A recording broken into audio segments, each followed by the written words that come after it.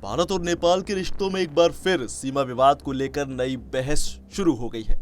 इस बार चर्चा की वजह बने हैं नेपाल के प्रधानमंत्री बालेन शाह, जिन्होंने भारत नेपाल सीमा विवाद के समाधान में ब्रिटेन की भूमिका की बात कहकर राजनीतिक हलकों में हलचल मचा दी है। भारत और नेपाल के बीच चल रहे कालापानी, लिपुलेख और लियांपधुरा विवाद की बातें शुरू हो गई हैं और समझेंगे कि आखिर नेपाल के प्रधानमंत्री ने इस मामले में ब्रिटेन का नाम क्यों लिया। देखिए, दरअसल भारत और नेपाल के बीच करीब 1850 किलोमीटर लंबी खुली सीमा है।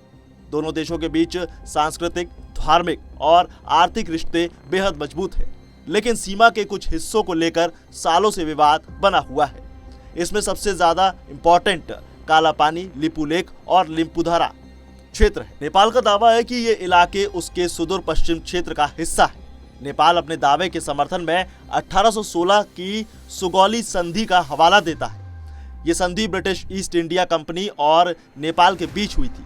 नेपाल का कहना है कि इस संधि के मुताबिक महाकाली नदी के पूर्व का क्षेत्र नेपाल का हिस्सा है। वहीं भारत का कहना है कि कालापानी और लिपुलेख ऐतिहासिक, प्रशासनिक और रणनीतिक दृष्टि से भारत का हिस्सा रहे हैं। भारत लंबे वक्त से इन क्षेत्रों का प्रशासन संभालता रहा है और इन्हें उत्तराखंड राज्य के अंतर्गत मानता है। ये विवाद उस वक्त और ज्यादा बढ़ गया जब साल 2020 में भारत ने लिपुलेख तक सड़क निर्माण परियोजना का उद्घाटन किया था। इसके बाद नेपाल ने नया राजनीतिक नक्शा जारी करके कालापानी, लिपुलेख और लियांपधुरा को अपने क्षेत्र के रूप में दिखाया था। इस कदम से दोनों देशों के बीच कूटनीतिक तनाव बढ़ गया था और अब एक बार फिर मुद्दा चर्चा में है, क्योंकि नेपाल के प्रधानमंत्री बालेन शाह ने कहा है कि चूंकि विवाद की जड़ 1816 की सुगौली क्रांति, सुगौली संधि से जुड़ी हुई है और इसीलिए ब्रिटेन को भी इस मामले में भूमिका निभानी चाहिए। उनके इस बयान से एक नई बहस छिड़ गई है। हालांकि भारत की ओर से यह हमेशा कहा जाता रहा है कि भारत और नेपाल के बीच मौजूद सभी द्विपक्षीय मुद्दों का समाधान आपसी बातचीत है और कूटनीतिक माध्यमों से किया जा सकता है। भारत तीसरे पक्ष की मध्यस्थता को आमतौर पर स्वीकार नहीं करता और दोनों देशों के बीच सीधे संवाद को प्राथमिकता देता है। वहीं अगर एक्सपर्ट्स की बात करें तो बालेन शाह का बयान नेपाल की घरेलू राजनीति और राष्ट्रवादी भावनाओं से भी जुड़ा हो सकता है।